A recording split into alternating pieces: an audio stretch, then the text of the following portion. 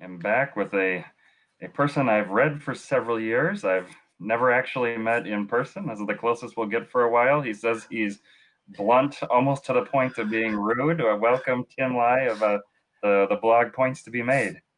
Hi there. Yeah, hi Stefan. It's an honor. I mean, I've been reading your stuff for several years as well, and it's fine. It's great to finally get in touch. And so I started picking up on Tim's thread. We both have blogs on a network called Boarding Area, and there's the frequent flyer programs, there's the aviation, but then he also started writing about e-visa, the Estonia digital nomad visa, different kinds of residency for EU, and it got me interested as a subject that there's a lot on the internet of people selling their $2,000 new lifestyle package with a hard sell and all these add-ins, and it's more of a sales pitch for them to have the digital nomad life than for the customer, it seems. So Tim was just giving the straight facts, and that's where I wanted to dive in here today. What makes Estonia so special? Yeah. So firstly, I first thought of Estonia because they've got this program called e-residency, which I think is a bit of a misnomer with the name because it doesn't actually grant you residency. It's more like you're being registered into their government's database and you're given an identification number so that you can perform government bureaucratic things such as registering a company or applying for whatever you need. So it doesn't actually grant you residency in itself, but what it is very interesting for are those who are not EU citizens, but frequently do business in the European Union. And so because of the fact that you can trade as a business with other businesses in the EU, and you don't need to be an EU citizen to own the business, that is the kind of middle company way into the European Union.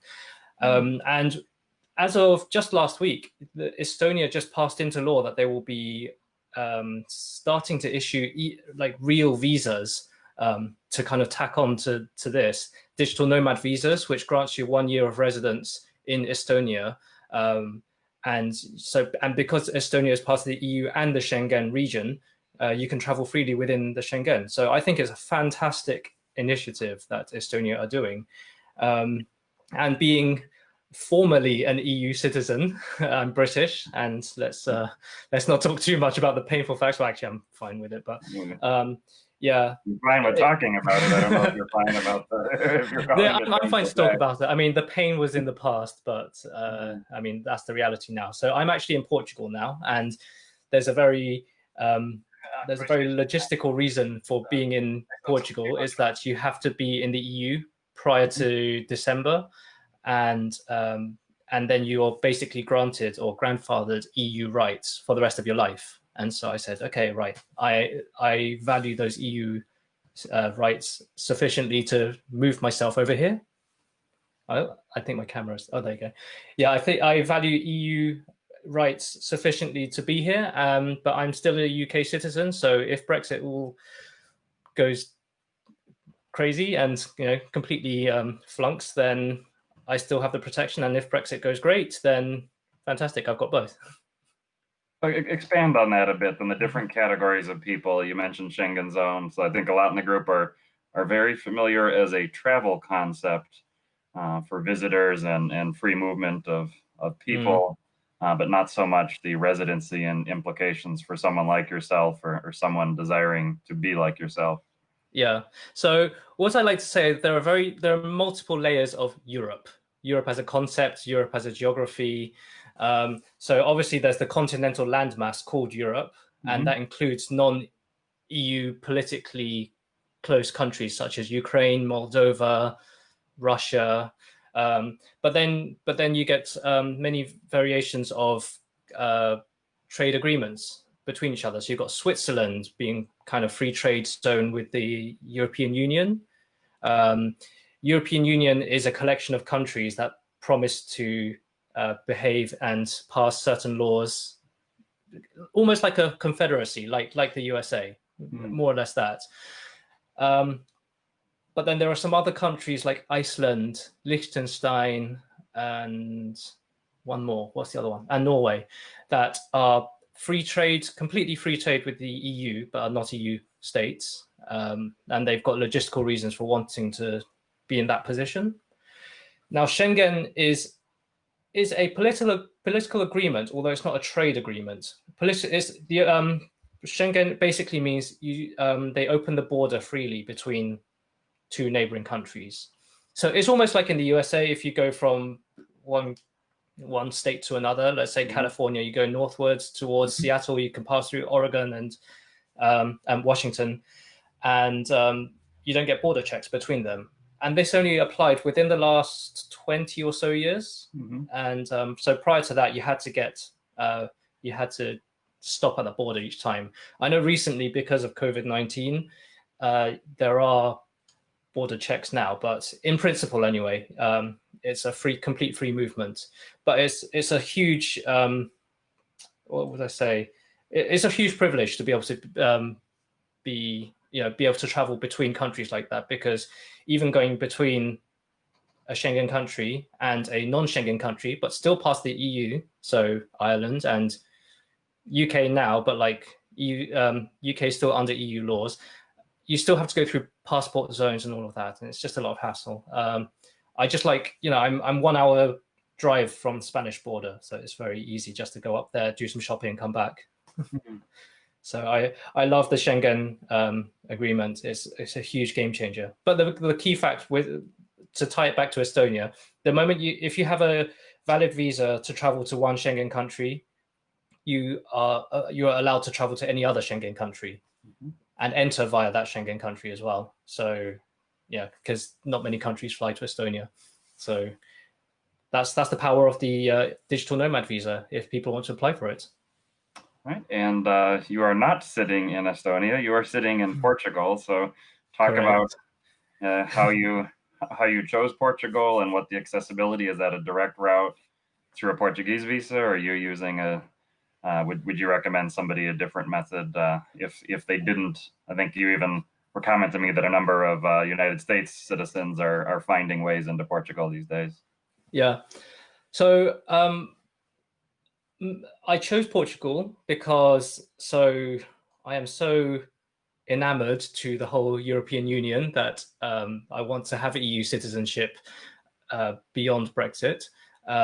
And Portugal allows dual citizenship or multiple citizenship, because I actually already have two citizenships.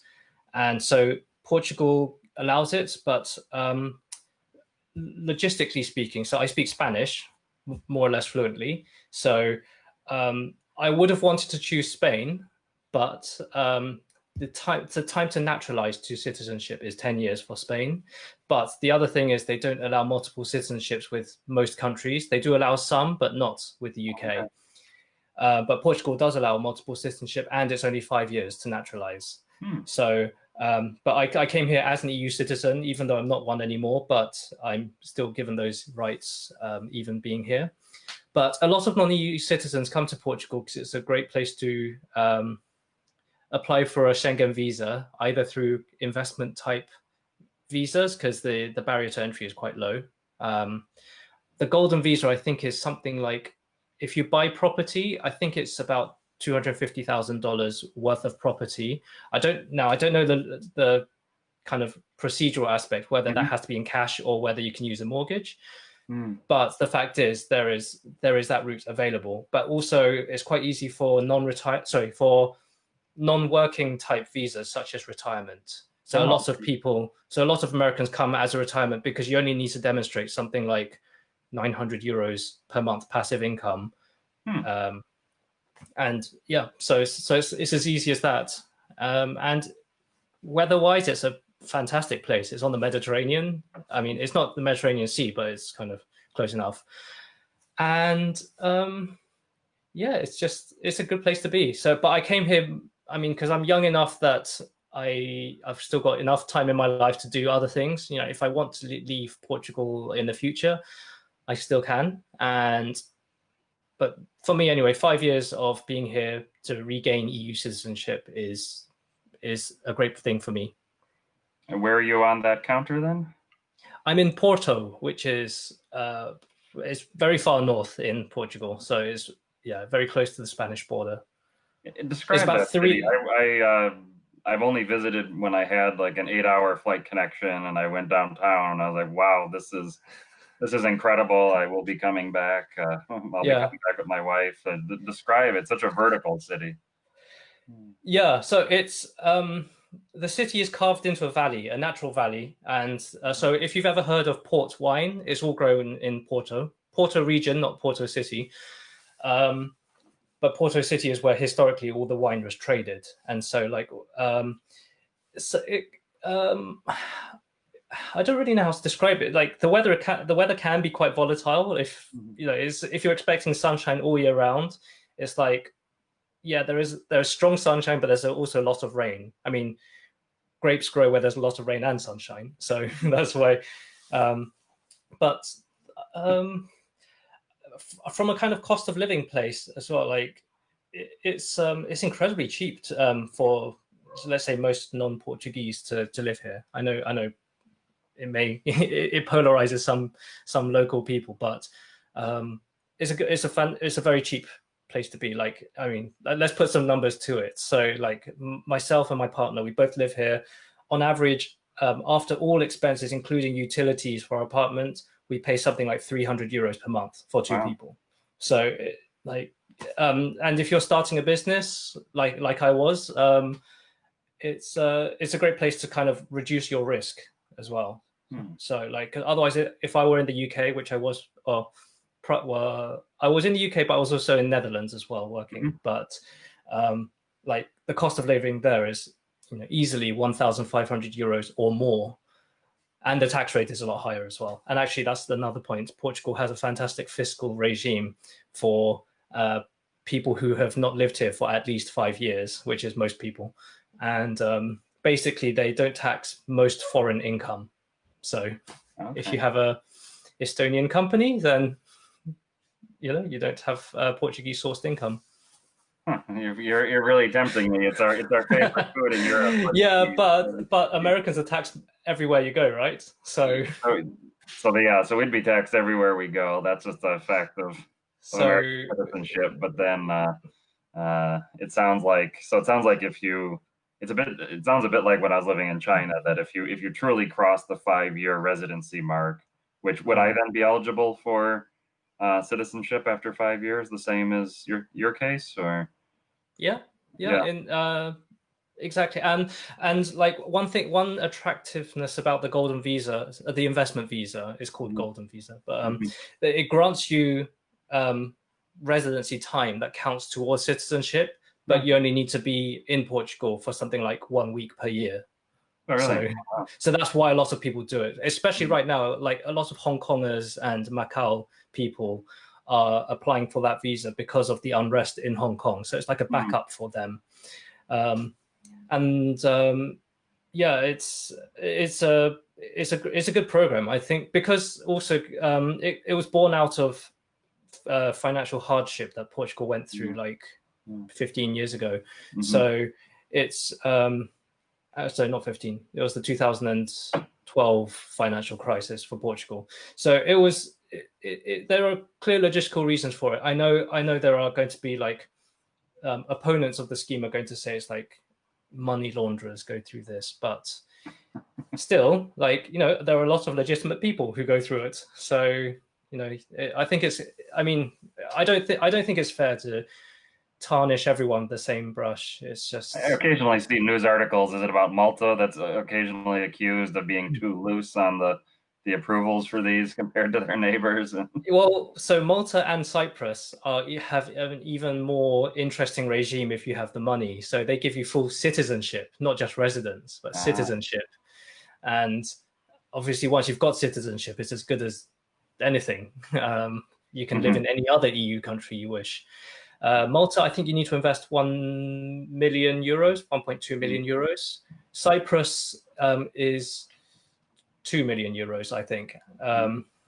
But I wish I had €2 million in liquid capital right now You, you, because you mentioned the local reaction in Porto. Is it very obvious that there's a big foreign recent community at this point, or is it? Porto, no. Lisbon and Algarve in the southern coast, yes. Algarve is basically an English-speaking province of Portugal. So that's what Even, I've heard. It's the pasty British pensioners. yeah, um, Brexit voting too, which is quite interesting because they live in the EU, and same with southern coast of Spain as well. But nonetheless, yeah, it's quite obvious. I mean, Algarve is more like European foreigners to Portugal, whereas Lisbon is more like non-European foreigners. So Lisbon, I mean, because like the difference is Algarve doesn't really have much of an industry going other than tourism, whereas Lisbon has a lot of industry going for it. So not just manufacturing, but a lot of digital commerce, digital industries. So a lot of tech companies are setting up shop in Portugal. So such as Mercedes-Benz, Google, Oh, Facebook, they've all got big European hubs in Lisbon.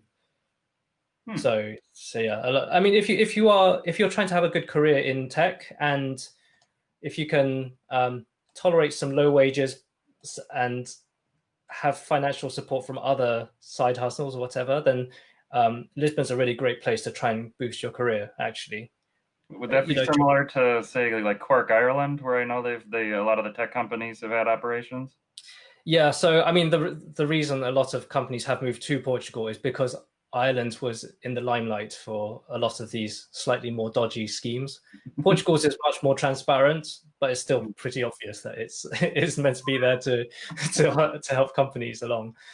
So yeah, I mean, if you are getting started, or even kind of at a early or intermediate stage of your career, like do consider Lisbon, because also like tech developers do earn like 3-4 times a typical local salary. So I mean, relative to the rest of the world, it's not going to be much, but within Portugal, you can live like a king.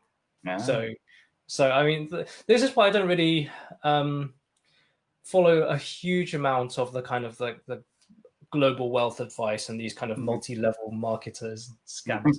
And like they're trying to sell something to make you rich, but what does rich mean? Like, I may not be a multi-millionaire, but I have all the free time in the world to do what I want. I have great weather, great food at my doorstep. I can eat a huge portion of food for something like between 9 and 12 euros, and including wine as well. So um, I have everything I need here. So it's a great place to be. Yeah, I'm just thinking of a moment in Lisbon when we were, I think it was a Sunday, so it would have been just after church time, and we were at some really famous place for the egg tarts, which of course we know from Hong Kong and Macau, and Yeah, it was a giant place, and it was like totally empty, and we thought, oh, did we end up picking the tourist trap one or something? And then suddenly hundreds of women in large groups came from church in their Sunday finest. We're there yeah, for like 20 minutes chatting, and then all breezed out. And that those yeah. egg tarts are just incredible. Some of the best food outlets that you can find are really nondescript places. You would never imagine them to be even allowed to operate, because on the out they might just look a little bit gruffy from the outside, but they have fantastic food. Usually, it's run by people who are like over 60 or 70 years old, and they're just working because of the love of it. Mm-hmm. So um, yeah, go to those places. Like actually, an easy way to tell if it's a good place is if the menu is in Portuguese only, as opposed to Portuguese plus English. Like if you go to a place that has only Portuguese menu, probably going to be a good place to be, even though the decor is a bit. Yeah, my father, when we lived in Jersey City, my father would visit. He's from Brooklyn, New York, and he sniffed out near Newark Penn Station. So it's confusing for people, but there's Newark Airport, there's Newark Yeah, Penn Station, the train hub in downtown Newark City, and just about 3 blocks walk from the station, the Ironbound neighborhood, which is heavily Portuguese neighborhood, and it's the similar restaurants like you mentioned that uh, the locals don't even look at the menu because they're just they know what to request, and then when the chef is off on a shift, he's sitting next to you uh, eating. yeah, We've got a few questions. Well, Devjit is ready to for the 300 euro double apartment. He's ready to move and be your neighbor. And Devjit is someone that every destination should hire as their marketing thing. Another question: have you been to Livrarialello? Livraria Lello, yeah, I live 7 minutes walk from it. Although I have not been to it since I moved here. I went to it as a tourist about Hmm. 6 years ago. Um, Back then they didn't charge for entry. Okay. Now they do charge €6. But as of last week, I think J.K. Rowling just said that she'd never been to that library and she didn't know existed. So not library, bookshop. I keep getting the words mixed up. And so that's basically their entire business model gone because they've been marketing themselves as the source of inspiration for Harry Potter and Ah, some of the um, but J.K. Rowling's just said, "I don't know this place," and so, so that's the so, connection. I didn't know what what it was. so I'm really fascinated to see what will happen because obviously with lockdown and everything, like people haven't been able to go anyway, so it's an unusual time. But now that the country is loosening up, um, yeah, it may never return to normal from what I know, but Mm. it is a very beautiful bookshop. I don't think people should pass it because of some missold Harry Potter fact. It is a really nice bookshop, so just go anyway. But yeah, I have been there, and I've been to basically every tourist known location. And actually, if is it okay to plug an article that I wrote Yeah, here? absolutely. And I'll if you can put the link in the comments or I find it, Okay, absolutely. yeah. So I maybe 2 or 3 months ago, I wrote a blog post called 48 Hours in Porto or something like that. And basically, it's a good 3 day itinerary. But I've got the benefit of being a local, and so it's not quite the usual kind of itinerary that most people would put online. So I've put some places where um, what's the word? So some items of food which you probably never heard of, but Hmm. I say order this one, and like most tourist traps would charge you like €3 or €4 for it, but the place I'm recommending is €1.30, and it's a huge size as well. So it's a good yeah, it's an article that I definitely recommend, and yeah, definitely visit Porto because also if you're going to visit Lisbon, then like Porto's only 3 hours away. I do realize 3 hours can mean a lot to some people. It might not mean so much to others, but still 3 hours by train from Lisbon or by car. And also that if you are coming as a tourist, you'll realize quickly that the cost of everything is so much cheaper in Porto. It's I just feel like it's more authentic Portugal. I mean, it's hard to know what's authentic these days anyway, but it feels more authentic in its kind of traditional roots. Yeah, and I found that article. Check it out. I put it in the links to the comments, and I would add to that as somebody not based in the EU that we don't know what travel will look like in the coming months or year, but the before that, TAP Portugal would use Porto for quite a few flights, including flights even connecting to the US. So it's not. Uh, I happened there by accident. I saw the flight routing. It was actually to fulfill a very elaborate United stopover. I couldn't go back through Lisbon, so it worked to go this. I loved my Yeah, hours there and wished immediately that I had more time. So those, uh, it's not even necessarily something that you have to go out of your way. I was just pulling up to see what the service it looks like for North America. It is Newark is the only flight on the schedule, but then within Europe, there's quite a number of destinations, and you've yeah, got all the big international airlines you'd expect, like Turkish is yeah. represented in the major European, so it's not uh, certainly not poorly connected. I mean, also Porto Airport suffered quite heavily from the COVID Mm. situation. They actually closed down the entire airport. Oh wow. So it's also a military airport. So it's Okay. not like so it was closed down for commercial usage. But um, yeah, it was a bit unfortunate. But that's how it goes. I'm curious. You mentioned going shopping in Spain an hour away. What's in Yeah. Spain? Is it the prices? Is it the selection? Is it? So okay. So given I guess you're American fans of both Rapid Travel Chai and Every Passport Stamp, the price of fuel in America is like a lot cheaper than Europe. Uh-huh. But people who come to Portugal will be in for the shock of their lives just how expensive fuel, diesel and petrol are. It's like the third most expensive in the whole world. Oh, wow. So after Singapore and Norway, Portugal is right up there. And and you would never ever suspect it, but Portugal has some of the highest taxes on automobile and energy. And actually, they got found to be illegally taxing vehicles by the European Commission, and then they just ignored the court judgment, and so the European Commission are now suing them again to enforce that. It's crazy, but anyway, so yeah, the price of I don't know what it is now because I haven't driven my car for about 3 months now, but at its peak, like it was very just shy of Norwegian prices for fuel. But in Spain, for instance, if you're going to go shopping, because I know Spanish culture is slightly different to Portuguese culture, there's a lot of overlap historically. Because so I'm very close to Galicia, which is the it's a region of Spain. It's the kind of part that juts out of the rest of Spain. You've got it's the panhandle of Spain.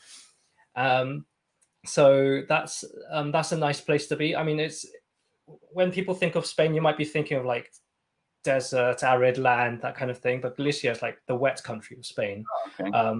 But also along the northern coast, it's very mountainous as well. So if you like hiking, they've got the peaks of Europe. They're called Picos de Europa, but it's a very steep rock formation. And if you really like rock climbing or hiking,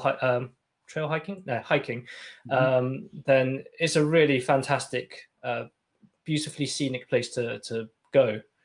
So Spanish food, Spanish wine, beer, and cheap fuel. Sounds like a fantastic outing. Yeah. From perspective, an hour drive is not all that much. No, I mean, for many people.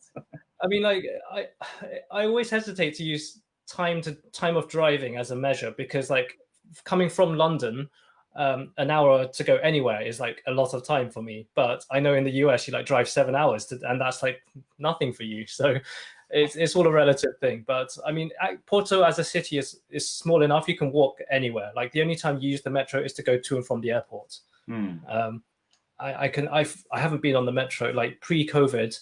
I don't think I went on the metro more than actually, I don't think I ever used the metro for anything other than going to the airport. So, I mean, I'm obviously I'm quite knowledgeable about Porto and not so knowledgeable about Lisbon and other parts of Portugal. But I do find Portugal quite interesting because they've got the archipelagos in the middle of the Atlantic Ocean. So they've got Madeira and the Azores Islands. And actually, if anyone is thinking of coming from the Americas, North, Central, and South, coming to Portugal, the Azores Airlines actually gives you a free stopover in the Azores. And I've heard from so many people that Azores is quite literally the most beautiful place they've ever seen on Earth. And these are well-traveled people, and it's a fantastic, scenic formation. It's a very small group of islands as well, so you can. And very different, as I understand. I've only been to one, and it was the time of year where it was going to be driving rain and zero visibility. So I wasn't surprised to have it, but I have heard these incredible things about the beach. I mean, actually, funnily enough, the highest point in Europe is in the Azores Islands. So I don't really know whether to call it as Europe or not. When by the time you're 1,000 kilometers out into the ocean, but nevertheless, the highest point of Portugal and Europe is in the Azores. It's like 3,000 something meters high, 3,500. Active volcano, hot spring. I mean, you get 4 seasons in one day, all year round, anyway. So take an umbrella with you. Yeah, and the airline is what SATA, SATA, and that's flights to Boston and Toronto and in normal times. So Brent is asking, 5 years, you've got your Portuguese citizenship. Are you staying? Are you moving? Where are you planning to be? Currently, I'm still planning to stay. the fiscal benefit of being in Portugal lasts for 10 years. So it's more, for me, it's more like what's going to happen after 10 years. Yeah, I mean, I like it so much. I now call this place home. It genuinely feels like home. Like I'm from the United Kingdom, but I feel completely disenfranchised with being British. Like what I felt like it was 10 years ago or 15 years ago is not what it is now. Like, you know, with the current, I mean, I don't want to talk too much about politics, but like obviously it's been a very divisive 4 years. Mm-hmm. So like I just don't feel like London is home anymore. I feel a foreigner even in my own country. And even like I also have citizenship with Taiwan, even though I've never lived there. I feel a foreigner when I'm there. So actually like I felt more at home here than anywhere else I've been in the last 20 years. So yeah, for the time being anyway, I'll stay here. You never know though; things can change rapidly, and who knows what it will be like post-COVID? Because I mean, every country is suffering, and Portugal is so heavily dependent on tourism, Mm-hmm. and you know it could all change. But I mean, I've planted my seeds quite heavily here now because I've bought this apartment which I'm living in and another one 10 minutes down the road. So I'm much more invested here now than I've ever been in anywhere else. Fantastic. And a question: how is the food scene there in terms of non-Portuguese food? Ben Sand is asking. He's an addict of ramen. If that helps shape the question. Okay, so what I like to call Asian food isn't what I recognize to be Asian food here. Like for instance, we ordered sushi like a month ago, and sushi to me is one thing, and like for instance, they've got this thing called hot Philadelphia. So Philadelphia, the cream cheese, Uh-huh. and so they wrap like salmon and Philadelphia inside rice and seaweed, then they batter it and deep fry it. And to me, it's like sacrilege to do that with fish, but you know that's what they do.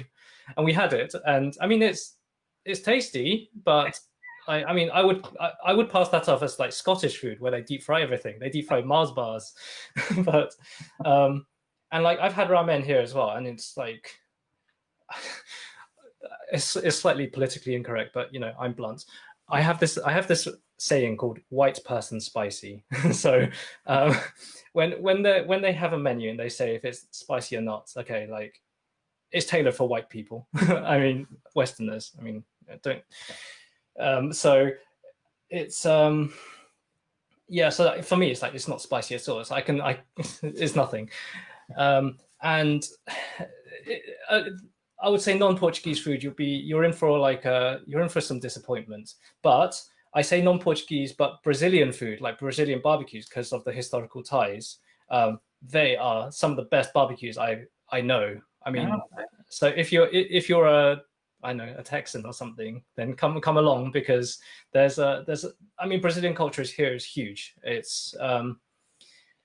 It makes up a huge proportion of all the immigrants and even of the whole population combined. I think so. There's 10 million people in Portugal, and I would say about 1 million are Brazilian.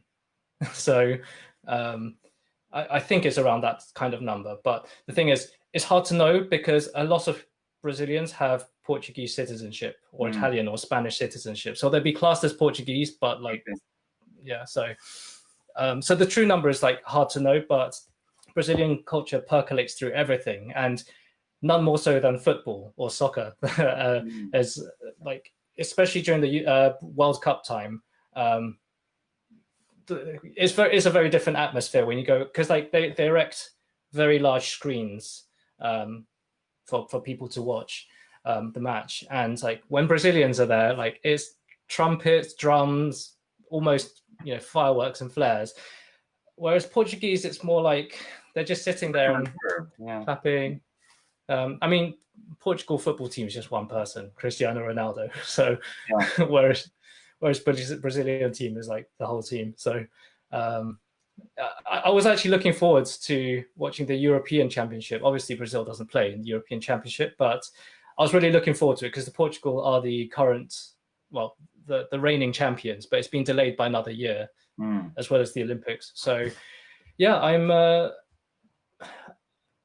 definitely, I would say, like with the exception of Brazilian, possibly like American style food, but I mean, even then, I don't really know what authentic American food Deep is. fried is the same. Yeah. Yeah, but I mean, but there are lots of immigrants from a lot of countries, but it's always tailored to the local market. So don't expect a genuine kebab. Don't expect a genuine, American dish, and definitely don't expect any genuine Japanese food.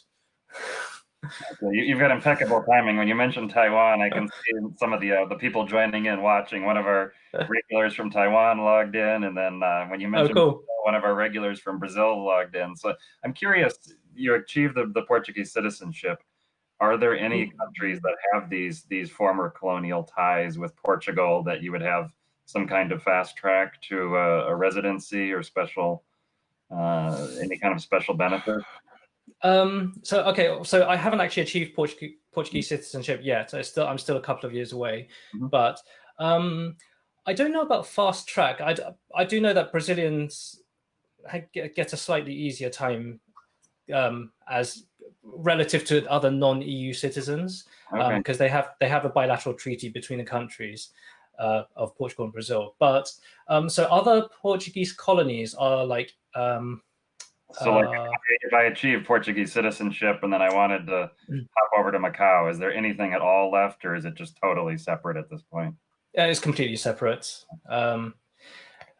Even though Portuguese isn't an official language in Macau, I think only like 0.5% of the population speaks it. Yeah. So it's a tiny. It's a ceremonial tie more than anything else these days. I would say all the other colonies of Portugal, like Angola,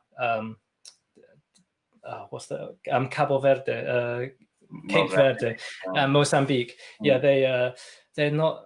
It's not really much of a like a political tie. I mean, there is a union of Lusophone countries, Portuguese-speaking countries, but I don't think it has any real benefits compared to, say, like the Spanish ties with Philippines and the rest of Latin America.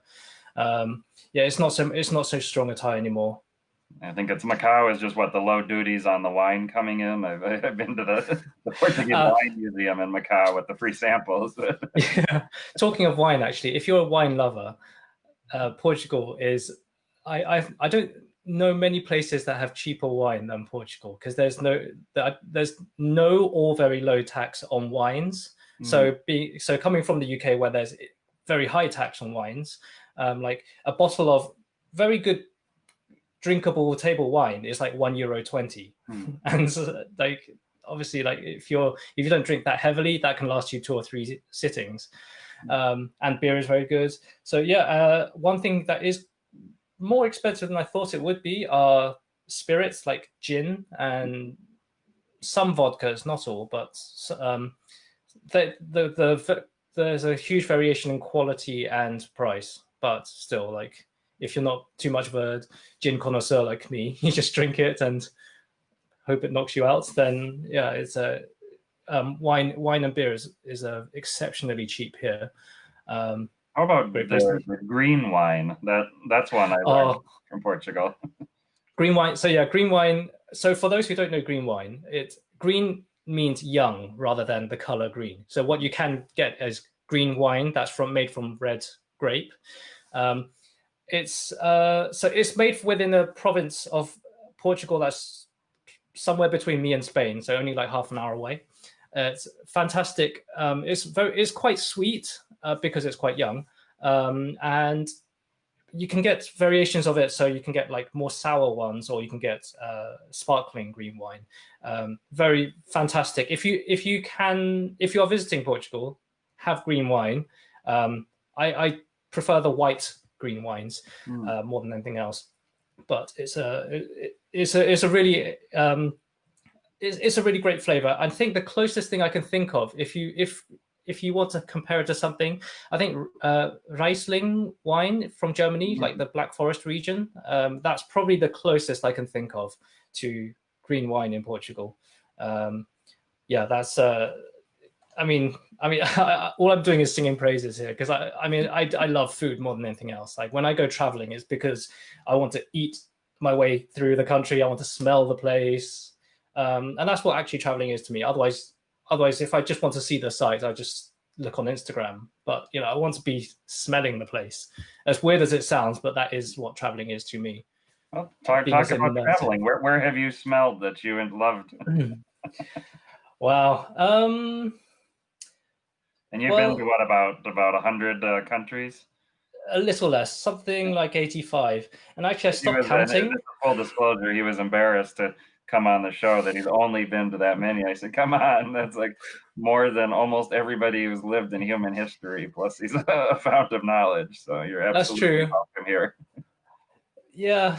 Well, I'm in esteemed company here. Like, you've been in the news recently for going to every country in the world, plus the ones that are like half countries like Taiwan. And yeah, well, actually, so if you, I do enjoy going to Taiwan for the food culture, but like to me, going to Taiwan isn't really. I don't really go as a tourist, and I don't really feel like a local either. I'm in this kind of halfway no man's land between them. But nonetheless, most of Asia, so the likes of Myanmar, Thailand, Japan in particular, I love just walking down the streets, especially in Kobe, like where the famous Japanese beef is, where they massage the cows and feed it beer. Um, Walking around Japan is actually one of my favorite places, and also the night markets in Taiwan. Like you get grilled cuttlefish and all the different barbecues. I recently went to South America for 6 weeks. That was a really great place to be. Ceviche there was amazing. And what else? I, Actually, Speaking about the it's night become. market in Taiwan, my wife, when she went on her own, she was just wowed, and there's really nothing to compare in mainland China at this point.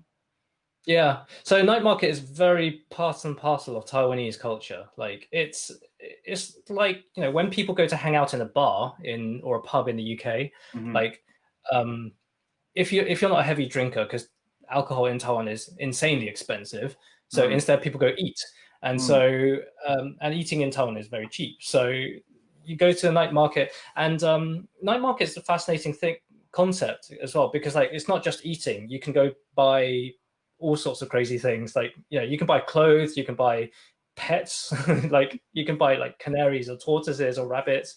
You can buy and there's like amusement zones. So what you do is like it's like a carnival in a Mm. theme park in the USA. Like, Hmm. you throw darts at a balloon, and if you pop this many balloons, you win this prize.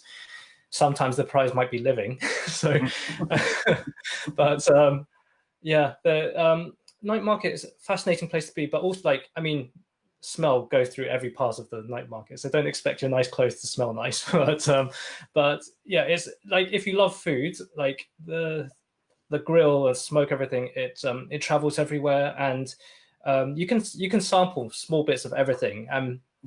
I don't know what the prices are right now because I haven't been to Taiwan for about 3 years, Hmm. coming up to 3 years. But last time I went, you could have a bag of, let's say, grilled um, grilled cuttlefish for something like $3 or something like that. And it's a Taiwan's a very seafood heavy um, country because of it's surrounded by ocean. And yeah, and then pork as well. Pork is very delicious in Taiwan. I would say the cuisine is very different to China as well. Like I know there's like a lot of cultural ties between the countries, but it surprises me just how different the cuisine is between Taiwan and China. That may come from. I'm going to speculate because I'm not like fully Taiwanese compared to like a lot of other Taiwanese people in the group. I just look at. Um, but so Taiwan was a colony of Japan, or it was colonized by Japan, and so a lot of the Japanese influence still remains in Taiwan. Like my grandparents, their native tongue is Japanese, and they fought in the Japanese military, Hmm. despite never leaving the island called Taiwan. Hmm. So um, it's I would like to think that a lot of it still has still kind of remained within modern society. I do know that Taiwan and Korea are quite close as well. So like the Korean food in Taiwan, like if you can't go to Korea, like Korean food in Taiwan is just as authentic as Korean food in Korea. Wow. So and Japanese food as well, and in fact many cuisines, because like if you can please a Taiwanese person with the cuisine, then it's probably really good, because the level of gastronomy in Taiwan is very good, and it's also very like I think for most Western or European or American people, Taiwan is a very cheap and budget friendly place to travel to. It's not quite on the same level as Thailand or Myanmar, Vietnam, but still Taiwan is a great place to visit. And actually, another one of our boarding area colleagues met me in Taiwan last time I was there, Seth Miller. Yes. Yeah, maybe he's Had listening. him for an interview. Yeah. Yeah, so I remember taking him around the night markets, and he was, and yeah, and also we went for a foot massage in the night market, which is, okay, obviously they sound very disparate to most people, but like everything is everywhere. It's such a crazy mess of not mess in a bad way, but like melting pot of many things that you can do. It's all very convenient. It's like an outdoor shopping mall, but filled with smoke and live animals. You know, the timing, one of the comments, the guys were talking in the comments about stinky tofu, but the second you mentioned foot massage, I see it popped up. I remember smelling it every day on the way to my kids. But, So, yeah, my family home, like my extended family home in Taiwan, is right beside the biggest and most famous night market in Taiwan, called Siling Night Market. Siling, yes.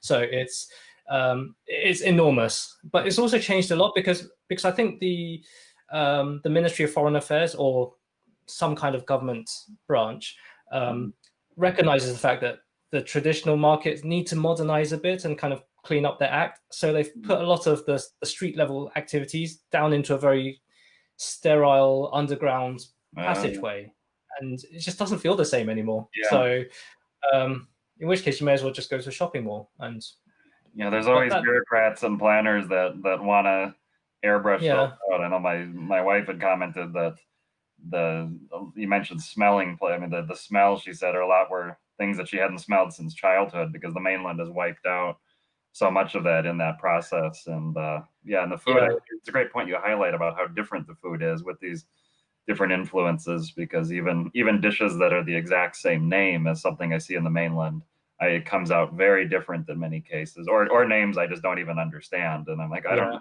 I can read this. I know the words. I have no clue what this dish is going to be.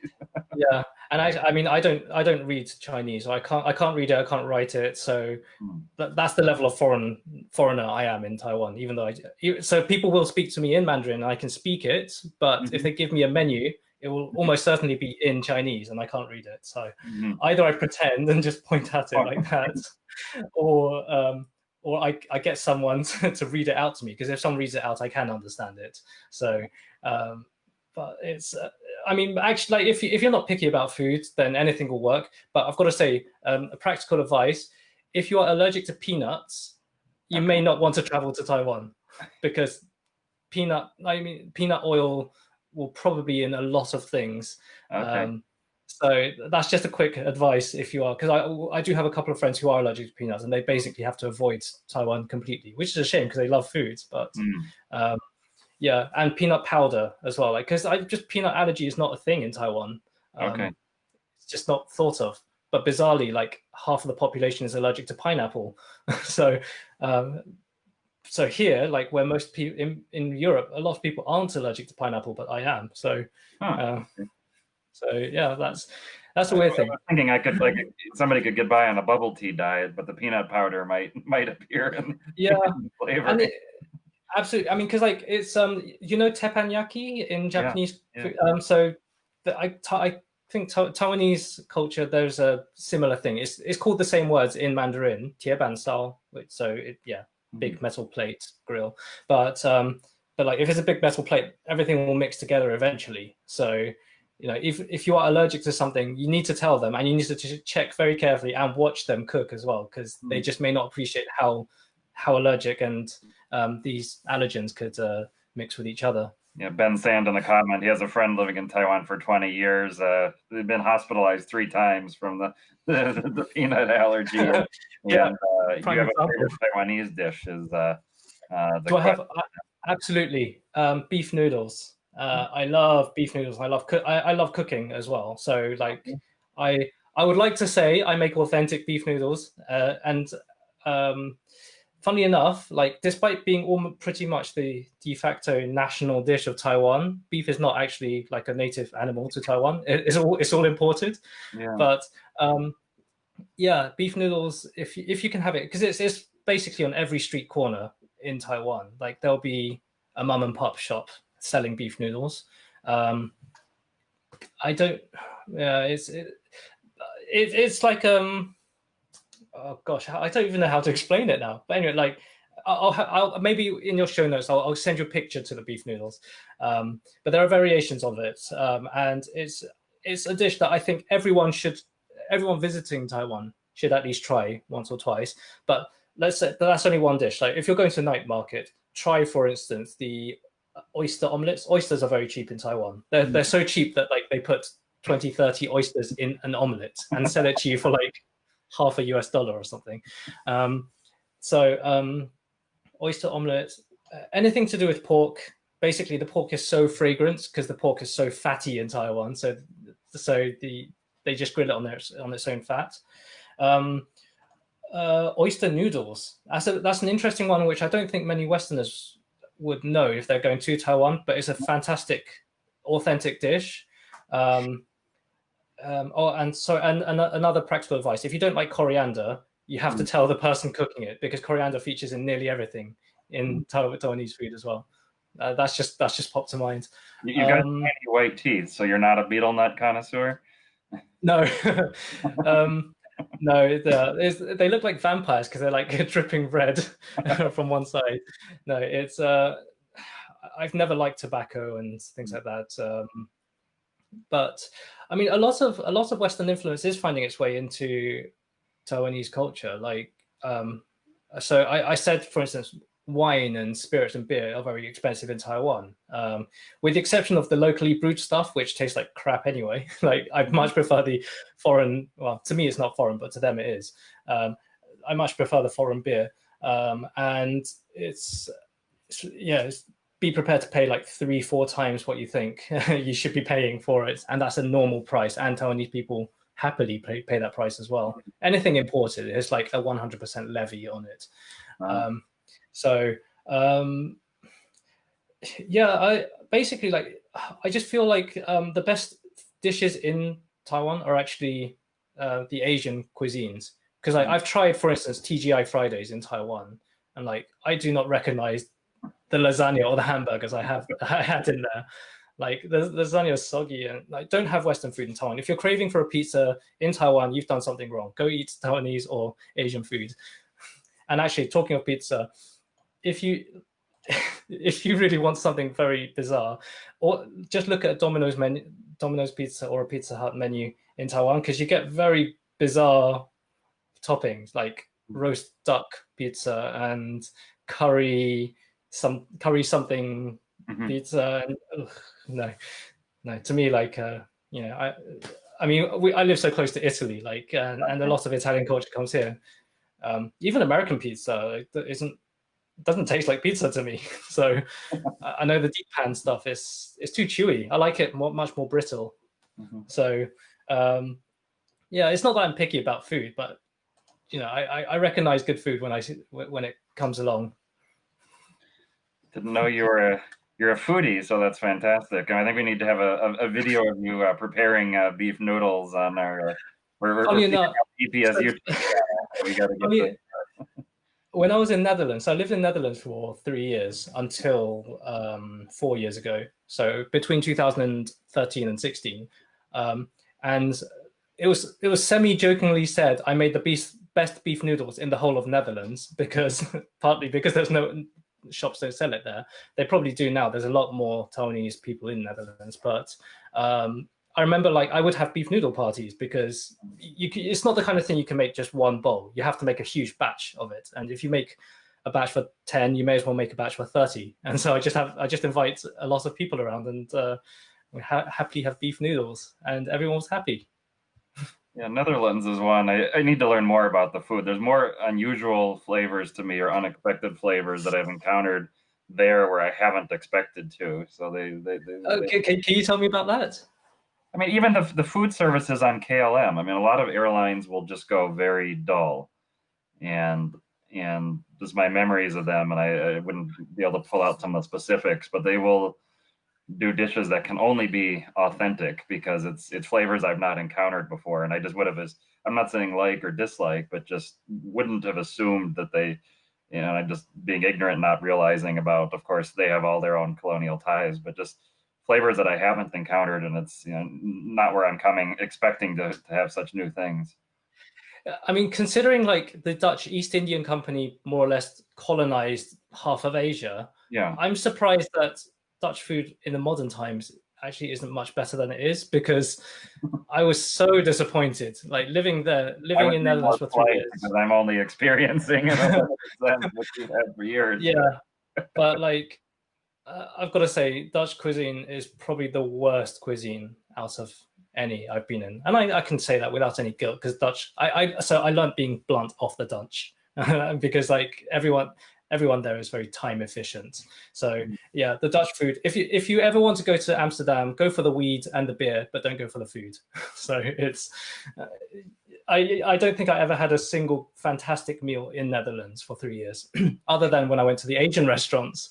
But I don't. They're very hard to come by. It's not like I was looking for them anyway, because I don't really cook Asian food at all. I cook Western foods just like any other Caucasian, I guess, because it's that's just what I've known. Well, that's the wonderful tourism with the foodie ad, but that does get us to where I want to close, which Amsterdam and a destination familiar to territory collectors, we'll call it, but you use it in a very different context. So Jersey, Amsterdam, BA tier points, people that have no idea what any of that means. I'll put in the link in your article, but just talk about this chase for BA Gold and what is Yeah, the thing with Jersey? yeah. Actually, we've gone so long without talking about air miles. It's so yeah. British Airways basically because they basically own a monopoly over they operate a monopoly over Heathrow. So if and also in addition to that, the taxes on flights going out of the UK are incredibly high, higher than anywhere else in the world. It's much more efficient price wise to start from a European country, in particular the hub cities of competing airlines. So Amsterdam for KLM, Paris for Air France, Frankfurt, Dusseldorf, Munich. Yeah, so if you start at one of these big hubs, if you buy a ticket, for instance, to North America, it's very cheap to fly out of there because you don't get taxed if you're transiting through Heathrow, as opposed to starting or finishing. So that's a way to do it. Jersey. So we're not talking New Jersey in the USA. We're talking Jersey, a tiny tax haven in the in between England and France. It doesn't have tax on flights that originate from there. Oh, it does have tax, but it's nowhere near the same level as mainland United Kingdom. So that's a great place to start your flights. Going forward, though, because I'm not actually sure how British Airways will be operating out of Gatwick in future, because the Jersey always connected to Gatwick. Mm. So that's a real kind of logistical issue for me going forward. But to collect tier points anyway, to get One World Silver, sorry, One World Sapphire or One World Emerald, so is British Airways Silver or Gold. It's incredibly efficient to be flying. For instance, so me being in the UK, starting in London, I would take a cheap economy class flight to Amsterdam for about £25, and then, or even £10 on Ryanair, and then buy like a business class flight from Amsterdam to Hawaii for £900 return or 1,200, somewhere in that range. And yeah, And that would be if you started in London, that fare instead of 900 to 1,200, what would that often be? To Hawaii, it would be something like £2,600, probably more. So you're halving or saving up to two-thirds of your original fare by starting anywhere else in Europe. Hmm. It's a market competition because it obviously is going to add on a lot more time to be going there, Hmm. waiting for your return flight and all of that. So you need to factor in about like an extra three-quarters of a day to a day and a half of your own time. You decide for yourself whether that's worth it or not. But if I'm going to save £2,000 in three-quarters of a day, yeah, hell, of course I'll do it. I'll do it many times over. Um, so yeah, that's the kind of that's the tip basically. I mean, it's not really travel hacking these days. I mean, I know it features in travel hacking websites such as my own, but to me, it's just I don't know. It's kind of that's just market demand. It's not much different. For instance, starting in Miami versus New York, if you want to go to Peru or something like that, it's just that's how it is. So The tier points you're getting, so BA Gold, as I understand, is, I mean, I know a lot of people that live nowhere near London. I mean, by thousands and thousands of miles, but they're yeah, chasing BA Gold lifetime status for the yeah, benefits on partner airlines. So talk about yeah. that, what that So involves, and what it's worth. So Gold for Life requires, I think, 35,000 tier points. So to put that into context, to get gold in any 1 year is 1,500 tier points. Hmm. And a lot of people, if they're flying under like a company or an employment reason, they're normally if they are going to hit gold, they're normally going to be hitting like 3,000 tier points in 1 year or 5,000 tier points because it's very hard to hit gold for travel purposes if you're flying economy. So for work purposes, if you're flying economy, usually it's going to be business class, etc. So a return business class non-stop flight would be 280 tier points, so 140 each way. But the moment you add a connection both ways, and each segment is over 2,000 miles, you're going to double that. So it'll be 560 tier points. And most people travel, if you're traveling for business in business or first class, you're going to be traveling like 6 to 8 times a year, probably more. So you'll easily hit like 4,000 tier points. The benefit for that is yeah, like I don't think there are any airlines that give One World Emerald for life, are there? Because even American Airlines, they do have lifetime platinum, but that's Platinum, only One World Sapphire. yeah, But in addition to that, because I think in American Airlines, you can't use the Admiral's lounges if you're a American Airlines elite flyer. You correct. have to pay something extra. Specific itineraries, yeah. Yeah, I think that's a scam, but okay, that's a. Um, but if you're flying with a BA card or Marco Polo Cathay Pacific card, you can use those lounges even on a domestic economy class flight. So that's a real appeal for a lot of American flyers. If you are flying enough to qualify twice over for just like American Airlines any level, you may as well it's not as easy as saying, okay, you can put one half of those miles in American Airlines and one half in British Airways, but because the redeemable miles have some value to them, of course. Mhm. But um, but if you're miles rich and you don't really care about the money aspect, then hell, yeah, just stick it all in BA, because Avios actually is a fantastic program. I know a lot of North Americans despise it because of fuel surcharges, but if you can optimize the way you do the fuel surcharges, and there are plenty of ways, just not in North America. Um, it's a fantastic program because you can redeem short haul flights for not much money at all, especially around Asia. Like is intra Japan, actually intra Japan Airlines flights. I think they have no tax, or if they do, it's like £1. Yeah, because for a So while it was you couldn't even use BA Avios website to book them because they didn't know how to process no tax. yeah, You had to do the dollar. £1, Yeah, like economic, like a green carbon emissions type yeah. of thing. Yeah, Cathay Pacific as well. Hong Kong to Taiwan. I think that's like the second most profitable route in the entire world after London to New York. But Mhm. Hong Kong to Taipei is something like 642 miles, which is 8 miles short of the cutoff point for the next highest. Sorry, for the well, basically it fits into the lowest threshold. So for economy, it's 4,500 avios plus £12 of tax. If you want to fly, business class, it's 9,000 avios. I think they did have the herringbone lie flat seats until recently. I think Cathay Pacific have changed it to more of a short haul configuration now, but they used to be flying 777 300s between Hong Kong and Taipei, fully loaded. I even flew first class on Cathay Dragon. Actually, no, it was called Dragon Air back then. But as nice as that sounds, it's actually just the same as Cathay Pacific business class. But still, like, having an entire cabin just to myself and my partner, that was quite good fun. And then having a bottle of champagne each for breakfast.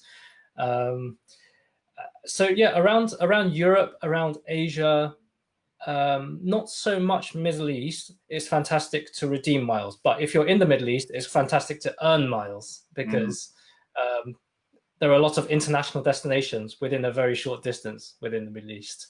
So, yeah, there's lots and lots of earning opportunities everywhere within one world. I'm actually really sad that LATAM have. Yeah. I think they've either ceased or about to cease being a member of One World. But then again, we're going to gain Alaska Airlines, which I'm very excited about because I know nothing about the Alaska Airlines program, but I do know that it's a fantastic kind of side program for casual collectors. Oh yeah, and yeah, you mentioned. I mean, the executive club. It's long been one of my most useful programs, and I feel like every alliance should have an Avios style program. I just don't want it to be my only program in the alliance, as you said, it's got some incredible strengths and then a few specific, very glaring weaknesses that another program can help you avoid. So I use Asia Miles for long haul stuff, Cathay Pacific's program, and then or AA, and then BA for any of the short stuff. And for this group, S7 hopping around Eastern Russia, Russian Far East, Siberia, those would be some great values. Maybe if I can also plug another article, I've got a kind of reference article, but basically every single One World flight that's marginally over 2,000 miles, because I mentioned 2,000 miles is the cutoff for short haul versus long haul, but S7 have a lot of domestic Russian flights that are just over 2,000 miles, and so yeah, if you can get to Russia and fly domestically within Russia, it's a really great way to rack up a lot of tier points. So F7, in contrast to Aeroflot has a lot of fuel surcharges. So SkyTeam awards on Aeroflot are often a bad value, but S7 is I think no fuel surcharges, so just whatever minimal taxes there are. Yeah, I mean, Avios is a great currency if you can get a lot of it either through credit card sign-ups, which I know European market isn't quite the same thing, but I know American market you do have huge bonuses. But yeah, if you can get a whole load of Avios, you can be spending Avios for a long time and not really feel much effect. And even still, I don't really mind. It's not that I like it, but I don't mind so much paying those fuel surcharges if I need to book a flight, because the other one thing that people don't tend to think about is that if you're buying a flight for, say, if you're buying a cash ticket for a flight that you need to take like tomorrow or the day after, you're going to be paying a lot of money, but the prices are very, very consistent using Avios plus whatever surcharge. So even if the surcharge is $200 plus a lot of Avios to go from Los Angeles to London or whatever to London, that's still okay because you need the flight, then you need the flight. And actually I would say in general, Avios is great for anything short haul, including business and first class. I know some people disagree, but I think it's okay. But long haul economy I think there are 8 to 12 cities in the USA that have a much reduced surcharge going to London. They're probably the usual suspects like Los Angeles, New York, Miami, etc. They're actually good value, and considering a lot of people will be scared flying after this lockdown period, let's call it poor man's business class. You buy one seat, you get the whole row to yourself. So, I know the kind of the sex appeal of air miles is like flying business class and first class, but like you, I mean, actually, that's what I wanted to say about your blog. Like the thing I admire most about your blog is you do things so differently to everyone else. You're going to countries I didn't even know existed. So, and so it's absolutely. And sometimes that means I've got to say I'm not picky on my airlines, and I'm almost always in economy. Some of those TAP Air Portugal planes have the most uncomfortable economy seating, I think, of any airline essentially that I've flown in the world. They are really tight. I've heard the business class can often be great, but geez, economy, I'm forgetting all the plane types, but like those Sao Tome flights and that needs exactly. I mean, I'm not a giant, so economy class seating is fine for me. I mean, it probably does matter your whole experience depending on how tall you are, but 5'9" or whatever in imperial units, it's fine for me. Around Asia, like the budget airlines, they are an issue for me. So maybe I can relate to it if for giants flying around Europe, but. I have better memories of Air Asia and those some of those was it the Airbus TAP planes are really tight. But yeah, I've even heard their program has some decent mileage values. Have you started dabbling in it at all? Or I did, but there's not that many times I get to fly Air Asia anyway, and the miles do expire. TAP. Oh, TAP. Victoria miles, I think they're called, right? I don't really deal with it because they're not very transparent with their pricing. So I tend not to deal with it, and they don't even tell you how many miles you're going to earn. So and let alone burn. So I just tend not to deal with that. And because also the other thing with Avios is they work with Iberia, and if I want to fly long haul, I take a quick hop to Madrid because they fly to Portugal, Lisbon, and Porto. So it's very cheap for me to use Avios via different routes, through Spain or through the UK. It's but actually I've got to say, like you were mentioning KLM plane food, I was going to say that some of the best plane food I've ever had was on Air Asia. The famous meals, yeah. Yeah, they are so good. I have never had anything like it. Selection, right? Yeah, and they're very reasonable price as well. I mean, reasonable by Western standards. They're like probably triple price compared to the normal street food, but still, like if you're going to be hungry and because you're flying a 6 a.m. flight, you can get a full, really fantastic meal for like $3 on the plane. Set up a restaurant where you in city you can try their meals and I wish AirAsia would release their recipes. I mean, I don't know how much. I think he did a post where he ordered every meal option on his flight, so he had like 5 meals or something. Well, he's going to be bursting after that because they are generous portions. But yeah, I actually miss AirAsia for the food. There was a period of time, I don't know if they're still doing it, but they were flying from London to Malaysia. Okay. So like you could fly London to Malaysia for about £180 or £230. It's I don't think they fly anymore because they're flying from Stansted, but still great food. And I miss it actually. Now you've made me so nostalgic because I haven't flown for 6 months now. It's the longest time I've been on the ground basically since I was born. So it's I've forgotten what it's like to fly. The smell of the fresh cabin of everything. Is maybe maybe I'll just watch Up in the Air with George Clooney. Which I've never seen. I've never seen that. I've never seen Catch Me If You Can. I just haven't gotten to it. So wow. This will close. There's a few airports where just walking onto the jet bridge, the smell of the air just hits me.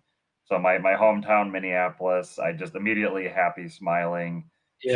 Shanghai, Hong Kong, those are the ones where I just instantly that smell. So you talk about smells, which of the places when the aircraft door opens, you step onto the jet bridge, that first rush of air just lights you up. Um,